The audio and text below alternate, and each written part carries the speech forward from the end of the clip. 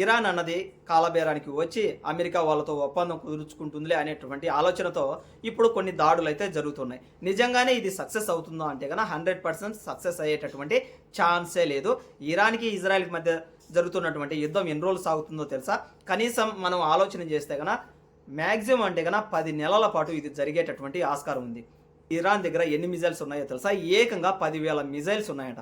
10,000 missiles అంటే ఇక్కడ ఏకంగా రోజుకు వచ్చేసి 50 ఉపయోగించినా కూడా దాదాపుగా సంవత్సరం టైం పడుతుంది. కాబట్టేసి ఈ సంవత్సరం పాటు కొనసాగుతూనే ఉంటుంది యుద్ధం. అయితే ఇలా సంవత్సరం పాటు వీళ్ళు కొట్టుకుంటూ ఉంటే మనం ఇల్లు కట్టుకోవడానికి, బంగారు కొనుక్కోవడానికి ఏంటి ఇబ్బంది, అప్పులు చేసుకోవడానికి ఏంటి ఇబ్బంది అంటే కనుక ఖతర్కి సంబంధించినటువంటి, ఒమన్కి సంబంధించినటువంటి ఎయిర్ బేస్ ఖాళీ అయింది. కానీ దుబాయ్, సౌదీ అరేబియా, కువైట్కి సంబంధించినటువంటి ఎయిర్ బేస్లో ఇంతవరకు ఖాళీ కాలేదు.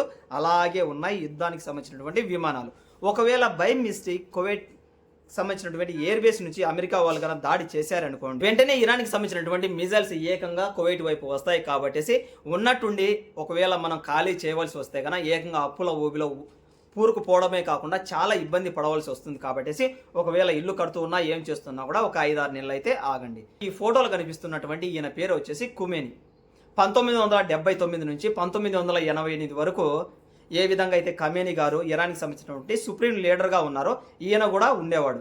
అటువంటి సమయంలో ఈయన ఏకంగా అమెరికాతో ఒక చిన్నపాటి గొడవే పెట్టుకున్నాడు.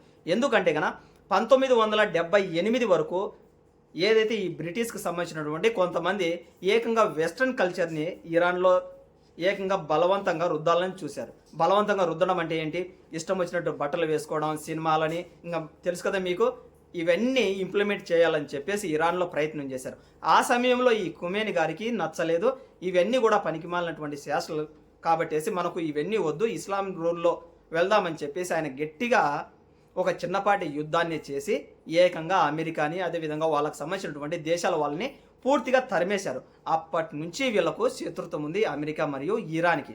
ఒక రంగా చెప్పాలంటే కనుక ఇది మతపరమైనటువంటి యుద్ధం కూడా అనుకోండి. అలాగైనా సరే ఇరాన్లో వీళ్ళ యొక్క వెస్ట్రన్ కల్చర్ని, వెస్ట్రన్ పనికిమాలినటువంటి ఇటువంటి అన్నిటి కూడా ఇంప్లిమెంట్ చేయాలని చెప్పేసి వీళ్ళు భావిస్తూ ఉన్నారు. కాబట్టేసి అప్పట్లో ఆగేటటువంటి ఛాన్సెస్ అయితే లేదు.